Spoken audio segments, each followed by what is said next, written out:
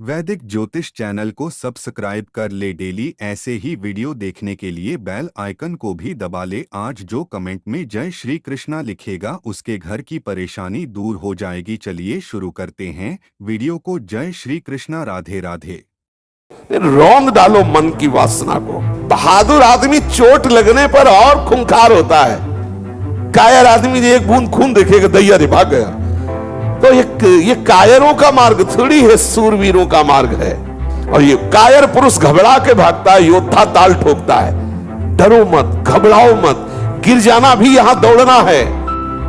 भगवत शरणागत जन हो, कोई साधारण हो तो आप अपने स्वरूप को समझो।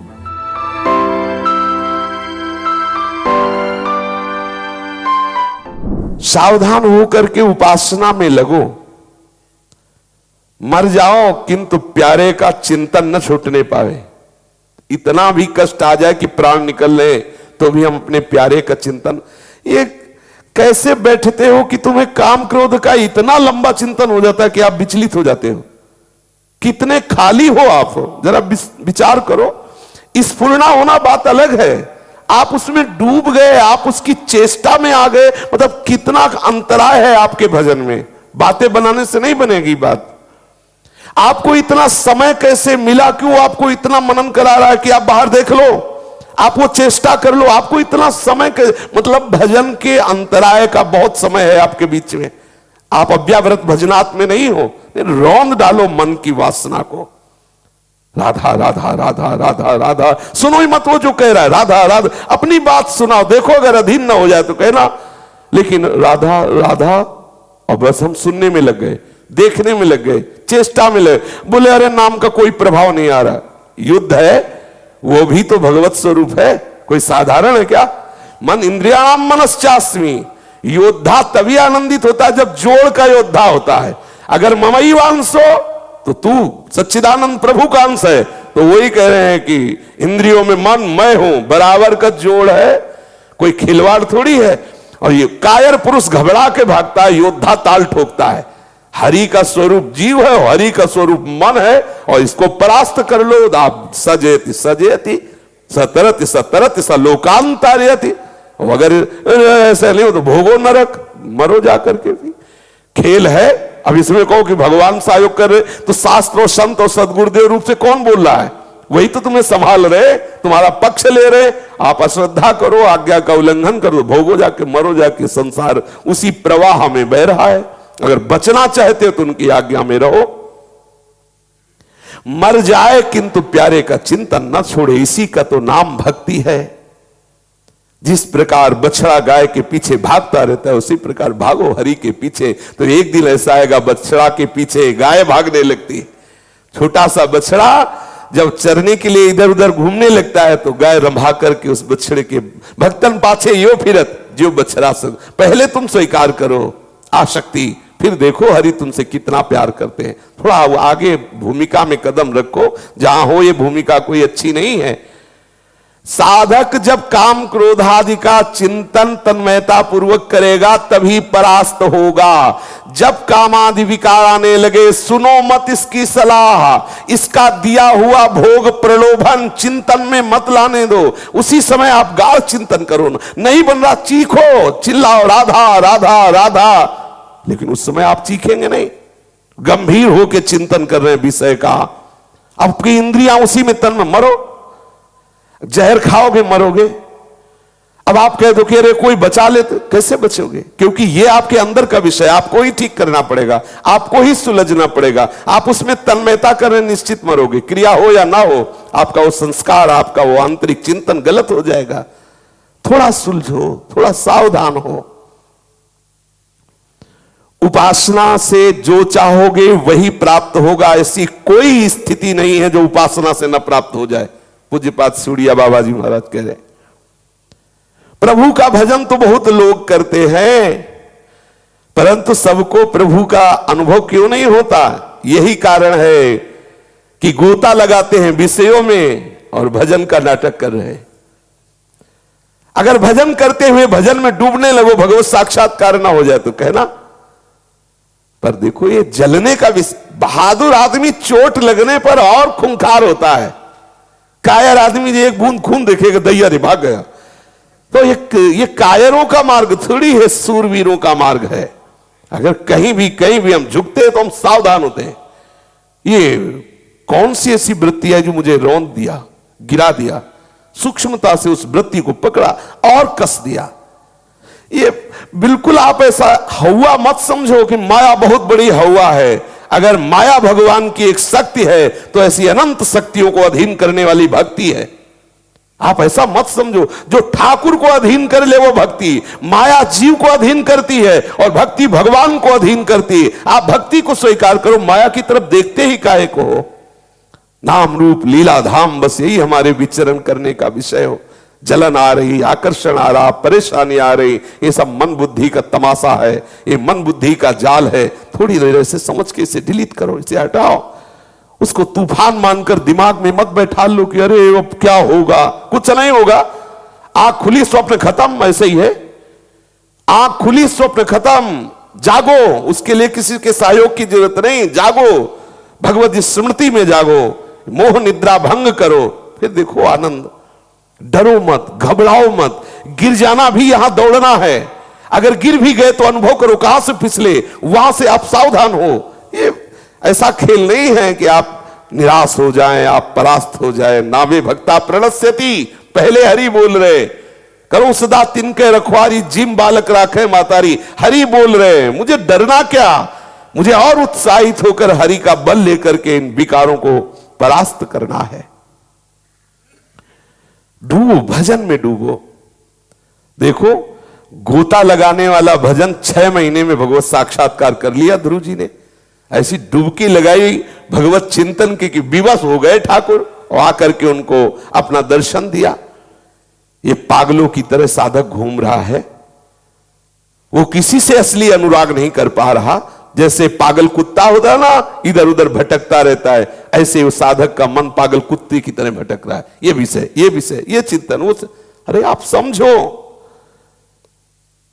भगवत शरणागत जन हो, कोई साधारण हो तुम? आप अपने स्वरूप को समझो। भजन परायण, आसनों पे बैठो। मन को मारने के लिए निरंतर भजन स्मृति, सूक्ष्म आहार, मौन, गंभीर, निरपेक्ष, अंदर से जितनी वृत्तियां सबसे निरपेक्ष। कोई परेशानी, तू दिन भर काम चिंतन कर मन, मुझे कोई परेशानी नहीं। राधा राधा राधा देखते अपने आप अधीन, उसको छूट दे दो। जा, मैं तेरे पीछे डोलने वाला नहीं। कर चिंतन, तू विषय चिंतन कर। मेरे बिना तू करके दिखा क्या करता है। राधा राधा राधा राधा, परास्त हो जाएगा। ये नहीं हम केवल प्रवचन कर रहे हो, ये जले हैं, यात्रा चले हैं। ये यात्रा चले हैं। 13, 18, 22, 30, 35, 40, 45 और आपके सामने बैठे। पूरा जीवन इसमें, पर गुरु कृपा से, संतों के सत्संग से, शास्त्र कृपा से बात समझ में आती रही। हर बात सहने से दूर हो जाती है। सहन करो, शिकायत मत करो, उस विषय में बोलो मत, उस विषय में प्रश्न मत करो, उसका महत्व ही मत रहो, नष्ट हो जाएगा, खत्म हो जाएगा। और उसको आप बार बार चिंतन करेंगे, बार बार उसका महत्व रखेंगे। अरे काम आ गया, अरे अब तो नष्ट हो गए।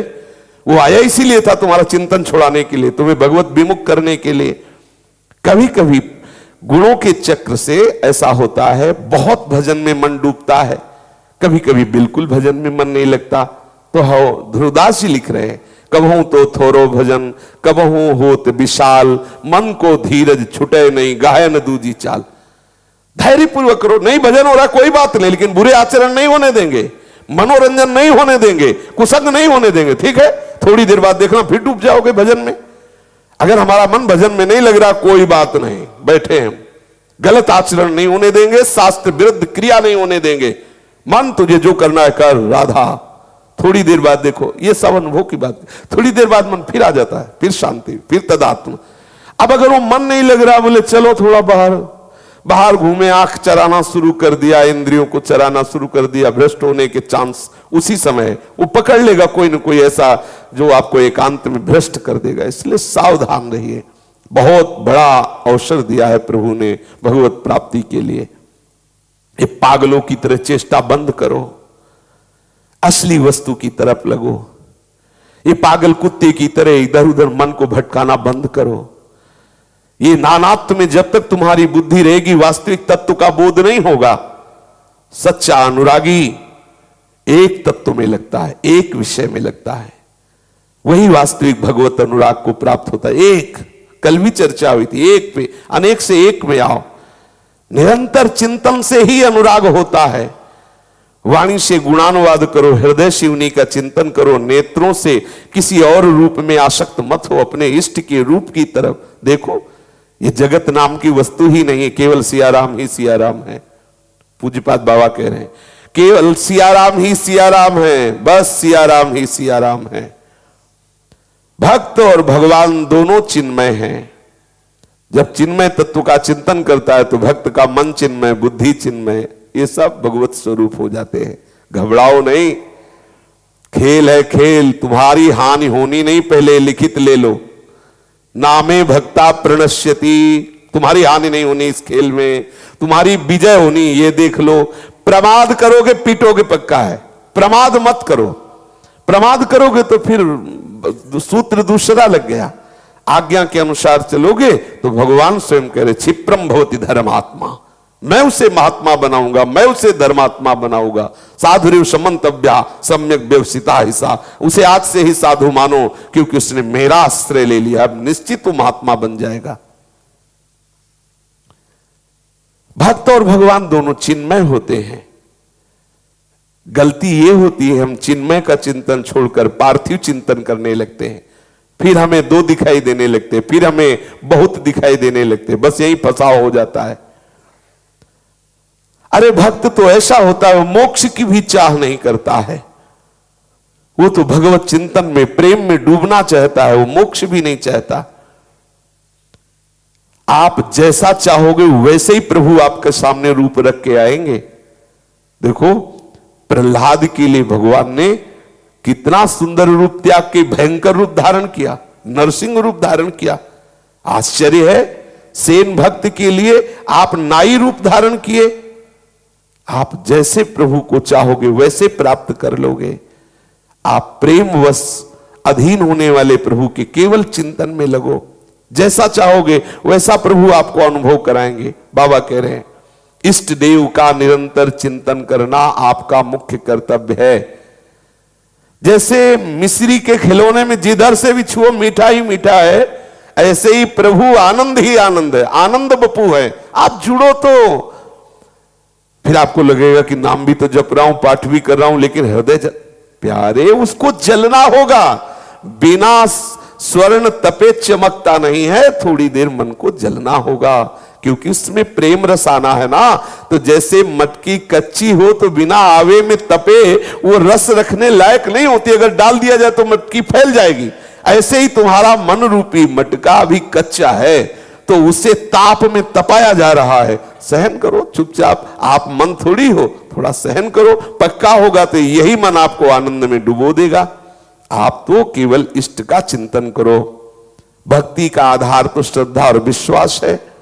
श्रद्धा विश्वास से आप ये बात स्वीकार कर लो, प्रभु हमें बहुत प्यार कर रहे हैं, हम कभी परास्त नहीं होंगे, हम केवल प्रभु के चिंतन में लगेंगे, जितने भी कष्ट आएंगे उनको हम स्वीकार करेंगे। जब स्मरण के लिए किसी प्रकार की चेष्टा ना करने पर भी सतत स्मरण चले, तब समझना कि आप भक्ति का रंग आ गया है, अब भक्ति आई है, स्वाभाविक भगवत स्मरण हो रहा है। देखो जब ऐसी याद आ जाए, जैसे शरीर का आप ध्यान नहीं करते, शरीर का आप जप नहीं करते, पर शरीर को कभी भूल नहीं रहे, ऐसी जब भगवत प्रीति उदय हो जाए, भगवत स्मरण तार, भगवत चरणारविंद से इतना अपनापन, तब समझना कि भक्ति का रंग आ गया है। लगे हो, घबराने की जरूरत नहीं। ये जो कर रहे हो ये भी ऐसा नहीं है, ये बहुत भाग्यशाली हो जो इतना कर रहे हो। अगर इतने पे अभी शरीर छूट जाए तो आप पीछे चर्चा सुन चुके हैं कि योग भ्रष्ट पुरुष की कोई ऐसी दुर्गति नहीं होती कि वो बादलों की तरह छिन्न भिन्न हो जाए।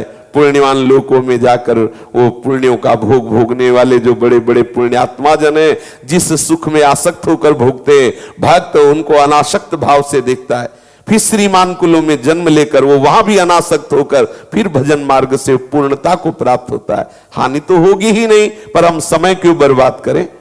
हम ऐसी निराशा क्यों हृदय में लावे जो हमें नाम छुटवा दे, धाम छुटवा दे, भजन छुड़वा दे। ये मन की चाल यही है, माया की चाल यही है कि वो आपको आगे नहीं बढ़ने देगा। मान लो, इसीलिए प्रभु कह रहे मैं ये वो मनाधत स्वमय बुद्धिम निवेश है, दे दो मेरे को, मन को दे दो।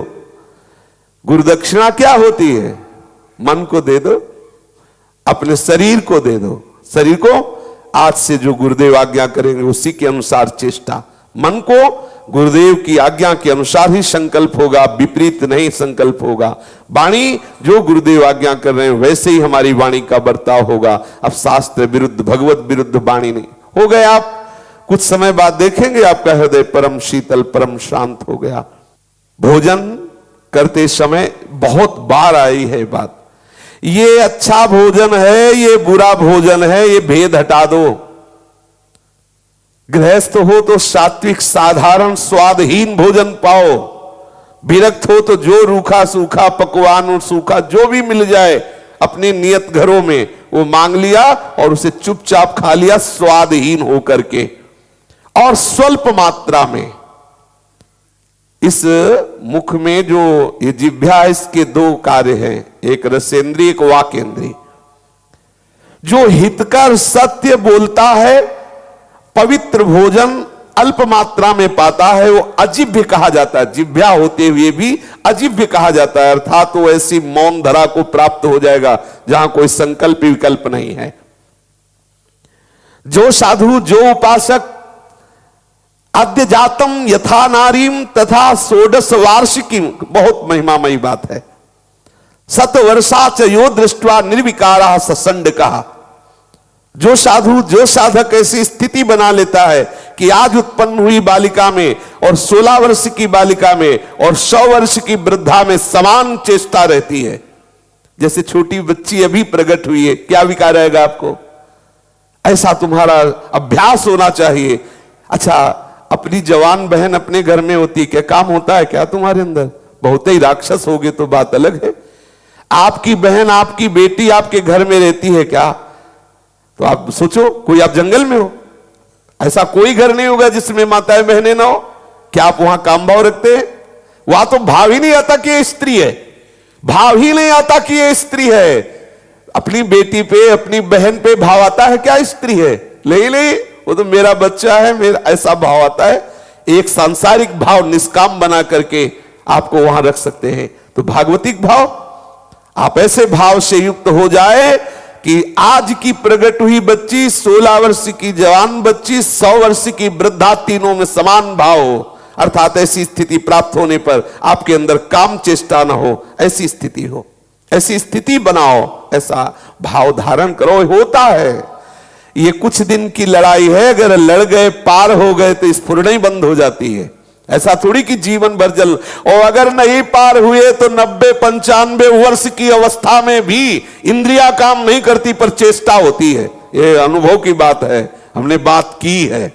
हमने सोचा जब नवीन अवस्था थी, क्योंकि सबको इस युद्ध में तो लड़ना ही होता है। ऐसा थोड़ी कि आप ही जल रहे हो, अपने को जलन नहीं, बावरा कर देता है, सबको एक बार रुला देता है, चीख चीख के पुकारना होता है, प्रभु कैसे बचे। बड़े बड़ों को मन में आया कि ये सब 30-40 तक की झंझट है। छोटे थे, मन में आया कि ये 30-40 तक होता होगा, इसके बाद तो एक 92-95 वर्ष के ब्राह्मण साधन करते हुए वयोवृद्ध थे, उनसे एकांत में मिले। उनका बाबा नाराज मत होना जो मैं पूछ रहा हूं। तो उस समय ब्रह्मचारी जी कहते थे, क्योंकि नैष्ठिक ब्रह्मचर्य की दीक्षा लेने पर संन्यास मार्ग में सब तो उनका ब्रह्मचारी जी नाराज होने की क्या बात आप पूछेंगे? तो उनका बात ये कि मुझे लगता है कि 30-40 में काम वेदना समाप्त हो जाती होगी, क्या ये बात सच्ची है? तो उन्होंने कहा, ब्रह्मचारी जी 95 वर्ष की अवस्था है हमारी और मन की दशा वही है, शरीर काम नहीं करता। निराश हो गए हम। कहा है मतलब अवस्था से संभलने वाली बात नहीं है, ये भजन से संभलने वाली बात है, साधन से संभलने वाली बात। तो ये कभी अगर कोई सोचे कि अवस्था आगे आएगी वो आप ठीक हो जाओगे तो बेकार की बात है। मतलब 85 और 90 वर्ष की अवस्था में भी वो अपने साधन विहीन आचरण करते हुए पाए गए। वो मतलब भ्रमण करते समय ये सब देखने को मिलता है, अनुभव करने को मिलता है। आश्रमों में एकदम पागल बन करके चुपचाप रहो, हर चेष्टा आपको दिखाई देगी। और ऐसे ही भ्रमण जब किया जाता है तो ऐसे किया जाता है, एकदम पागल बन के रहा जाता है। वो यही समझे कि एकदम पागल, इसको कोई ज्ञान नहीं हो, तुम पूरी सूचना सब पता चलेगा, कौन किस आचरण से युक्त है, कौन कैसे चलता है, कहाँ है, और चतुरता से निकलते रहो, आगे बढ़ते रहो। और वहां ये शिक्षा लो कि किस आचरण के कारण ये गंदगी है, किस वृत्ति के कारण ये अपने आप को नहीं संभाल पा रहा है, और साधक आगे बढ़ता रहता है। तो एक सूक्ष्मता की बात समझ लीजिए, इस पर आपको विजय पाना है, ना कि अवस्था से जाता है, नहीं जाता अवस्था से। कैसे विजय पाना है? आज ही निश्चय कर लो, मुझे नहीं भोगना, क्योंकि ये मेरा सुख नहीं है, ये इंद्रियों का विलास है। सच्ची मानना, एक बार तो इतना तूफान आएगा कि आपको लगेगा कि ये परमार्थ हो, ये बाबागिरी हो, ये भजन सब आग लगे जाके, ऐसा आएगा। और अगर आप तैयार स्थिति में सहते गए तो एक दिन ऐसा आएगा कि आप स्फुरना होने की भी गुंजाइश नहीं रह जाएगी आपके हृदय में। देखना, आप देख, लेकिन है बहुत बलवान। ऐसा भी मत समझ लेना कि ऐसे अगर हिम्मत करके नहीं चलोगे तो फिर